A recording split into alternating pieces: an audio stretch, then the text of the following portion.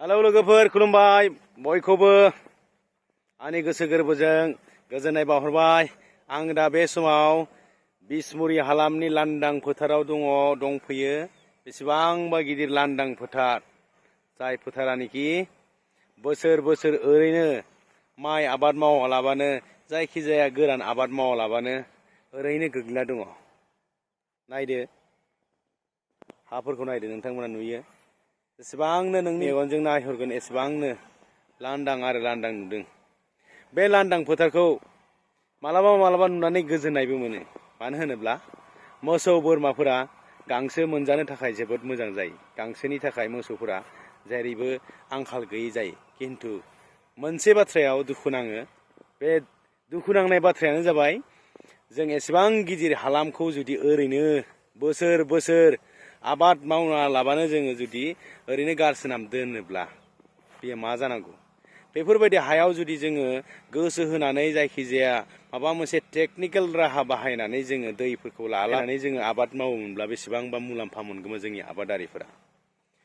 जाय जायगाखौ जोङो आबाद मावनानै जानो थाखायनो जोङो बै जायगाफोरखौ दंफां थानाय बे हाग्राफोरखौ दानस्रांदोंमोन। सानसे समाव आबै आबौमोना मावनानै जानो थाखाय ओंखारबोदोंमोन, लांदां खालामदोंमोन फोथारफोरखौ।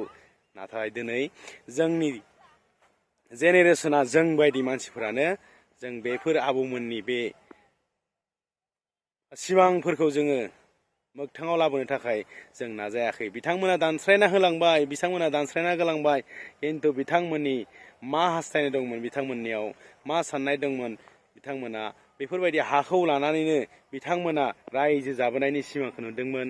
मावै दाङै आबादारिनि फिसा हिसाबै, मावनानै जाग्रा फिसा हिसाबै बिथांमोना आबाद मावनानै जानो थाखाय लांदां खालामदोंमोन। बिथांमोना बै समाव लांदां खालामनानै मोजां रोखोमै, मोजां भाबै बिथांमोना गावसोरनि जिउखौ मावनानै जालांबाय। नाथाय जों दिनैनि जेनेरेसना, जोंफोरबायदि मानसिफोरा खामानि मावना जानो थाखाय बानाय जाबाय, अलसिया जाबाय। ओंखायनो नैफोरबायदि हाफोरा ओरैनो गोग्लैनानै दङ।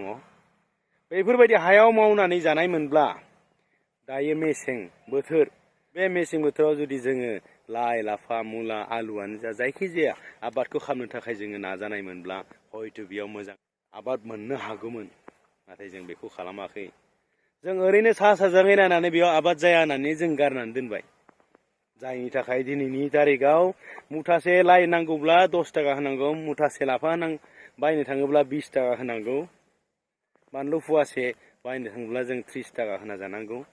बान्दा कबि, फुल कबि, गुबुन गुबुन बाथ्रायाथ' गोबां बाथ्रा रायज्लायजाखाया।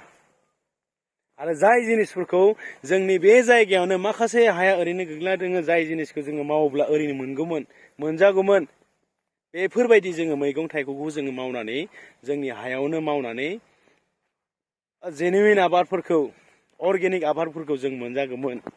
नाथाय जों बेफोरखौ खालामालासिनो सोरबा बांगाला हासार बाहायनानै मावनाय, केमिकेल हासार होनानै मावनाय बे आबादफोरखौ जों बाजाराव बायनानै जानो गोनां जादों। अब्ला बेसेबांबा दुखुनांथावना बाथ्रा।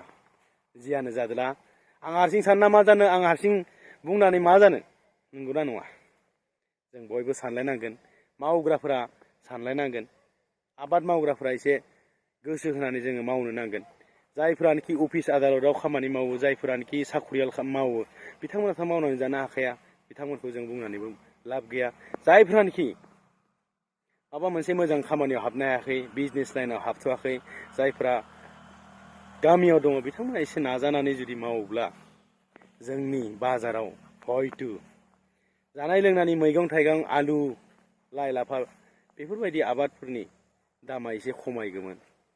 जों जेनेरेल मानसिफ्रा बायना जानो हानायनि एसे राहा जागौमोन, आं बेखौ सानदों।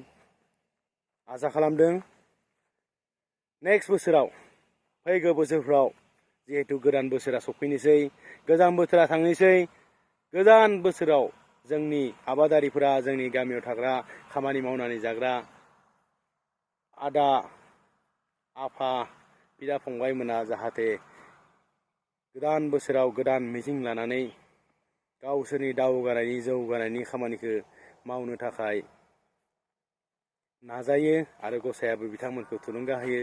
बेखौनो आसा खालामनानै आंनि दिनैनि बे ब्लगखौ एसेयावनो फोजोबबाय। नोंथांमोना आंनि चेनेलखौ साबस्क्राइब खालामाखैबा अन्नानै साबस्क्राइब खालामदो आरो बेल आइकनखौबो बुनानै होदो। गोजोन्थों, खुलुमबाय।